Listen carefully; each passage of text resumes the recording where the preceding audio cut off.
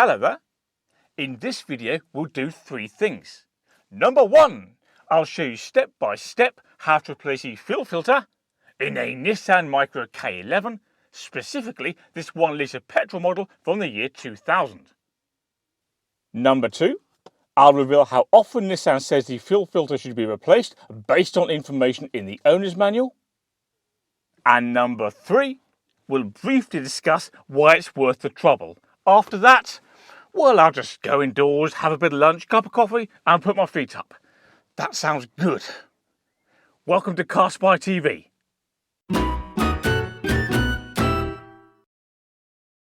Okay, let's briefly recap the basics. The fuel filter sits between the tank and the engine, and its purpose is to catch any debris within the fuel to stop it getting into the engine itself. As such, over time, the filter can become blocked. If that blockage is severe, the fuel can't get past the filter and into the engine, which means the engine is starved of fuel. If the engine is starved of fuel, you can have all kinds of problems. These include difficulty getting it started, poor idling, misfiring, and so on. Okay, enough theory, let's get some work done. The first stage is to get rid of as much fuel as possible from the lines to minimise spillage when we remove the filter. And to do that, I'm going to deactivate the fuel pump by removing its fuse. The question is, where's the fuse? Well, it's easy enough to find. Just have a look down here where we see this door which opens up like so. There is one of the car's fuse boxes, and as you would expect, on the inside of this door here we have a little diagram that tells us what fuse does what, and there is the fuel pump in row 2, and it's a 15 amp. Now your car may have exactly the same fuse box as this one, but I wouldn't make that assumption. Just double check the specifics of your car. So this is the fuse we need to remove, this blue 15 amp on this particular car. And Nissan has conveniently given us a fuse removal tool, which is this white thing there. So let's grab it and then just push it onto the fuse, give it a squeeze, and out it pops. I'm now going to try and start the engine, and one of two things will happen. Either it won't start at all because the fuel pump is turned off, or it will start because there's a little bit of fuel left in the lines and then it will cut out. Either way is fine by us. Place your bets now. We are in neutral. Listen. Okay, it started. And then it cut out straight away. Try again. Okay, so now it won't start at all. The fuel lines are as clear as we can get them. And that's good. Next. So let's find the fuel filter, which is easy enough on this car, unlike many. And we're looking up here close to the bulkhead. Now, can you see this shiny silver thing there at the end of my finger? That is the fuel filter. So obviously the fuel starts off in a tank at the back of the car, and it comes along this line here and into the bottom of the filter.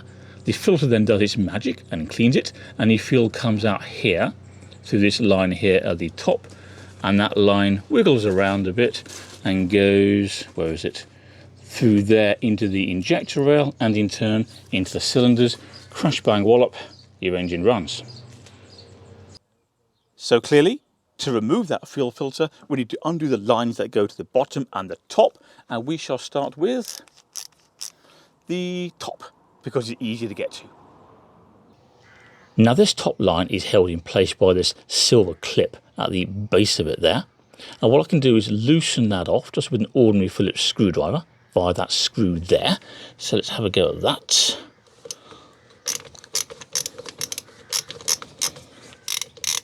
There we go.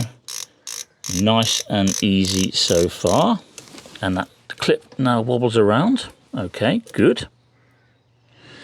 Next we want to pull off this top line, and having had a quick look, I suspect this is going to be difficult because it looks well on there. So we'll give it a pull and see what happens. Cross your fingers, yeah. Oh, No, I've been lucky, it's come off quite well, but it has spilt a little bit of fuel, but that's nothing to worry about. So there's the end of the fuel line I've just removed, and to stop it dripping any more fuel, I'm just going to wedge it up here, like so. Stay. So as you can see, the fuel filter is still sitting in this plastic housing, shelf, whatever you want to call it. And I think the easiest way to get that out is to push it down, like so. And hopefully it'll just pop out, which indeed it has. And then we can get to the hose at the bottom and undo that in the same way as the one on the top.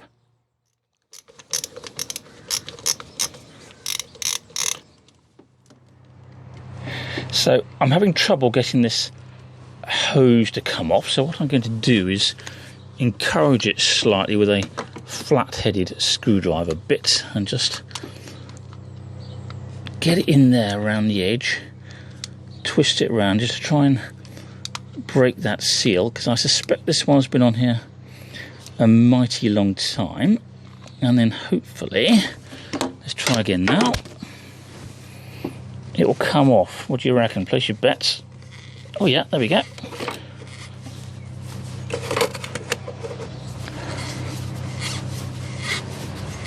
And the fuel filter is out. Next, of course, you need to get yourself a new filter. This particular one isn't brand new, but it's nonetheless better than the one I've just taken off. Now, before you pop your new filter into place, bear in mind that there's a right way for it to sit, and there's a wrong way.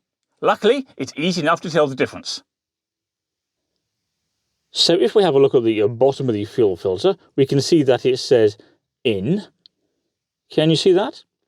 So that's where you connect the lower fuel line that we removed second.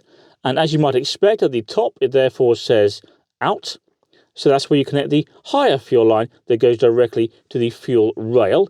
So when it's in the car, it needs to sit like that, with out at the top and in at the bottom. Simple. So let's continue by installing this lower fuel line. So just push it onto the filter like so, and then it's typically easier rather than push to twist like so, and make sure it goes all the way home, which that one has. And then of course move the clip back up into situ like that and do up that screw.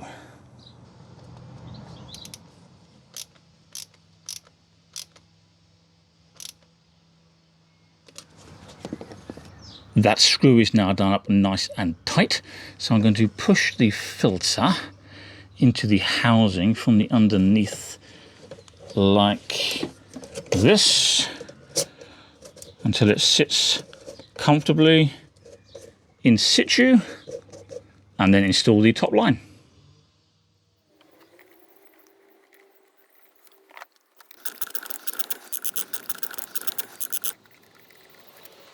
Now, of course, we need to pop the fuse back in to reactivate the fuel pump.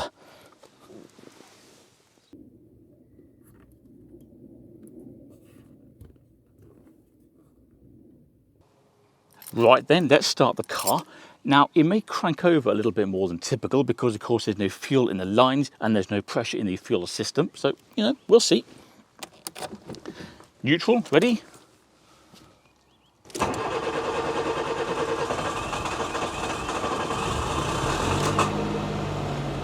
There we go. Next, of course, we need to check for leaks all around the fuel filter. Fingers crossed we're okay. So, I'm checking here at the top and indeed down there at the bottom. But it all feels dry. It all feels good. But nonetheless, it wouldn't hurt just to check that again after the car's done a few miles. And that brings us to the big question of the day. How often should you replace the fuel filter in your Nissan Micra K11? Well, there's some guidance in the owner's manual. Now, there's a lot of information in this book, so we'll only summarise. Typically, Nissan says, if you have a petrol car, replace the fuel filter every 24,000 miles or every 2 years, whichever comes sooner. In contrast, if you have a diesel, typically you replace the filter every 12,000 miles or every 1 year, again, whichever comes first. But hold your horses! That information only applies if you drive under what Nissan considers normal conditions. You need to change the filter more frequently if you drive under severe conditions. And in this context, Nissan defines severe as, and I quote, driving in extremely adverse weather conditions or in areas where ambient temperatures are either extremely low or extremely high. It also talks about dusty conditions as being severe. So, something to bear in mind. Well, we've been lucky today. Just about managed to get that filter changed before the rain started. So there you go. That's how to replace the fuel filter in a Nissan Micra K11. Now, here at Car Spy TV, I have all kinds of interesting content coming up, so if you haven't already subscribed, by all means do so. Can you also click like on this video, because that helps the channel grow, and I'll see you soon, hopefully when it's dry. Bye for now.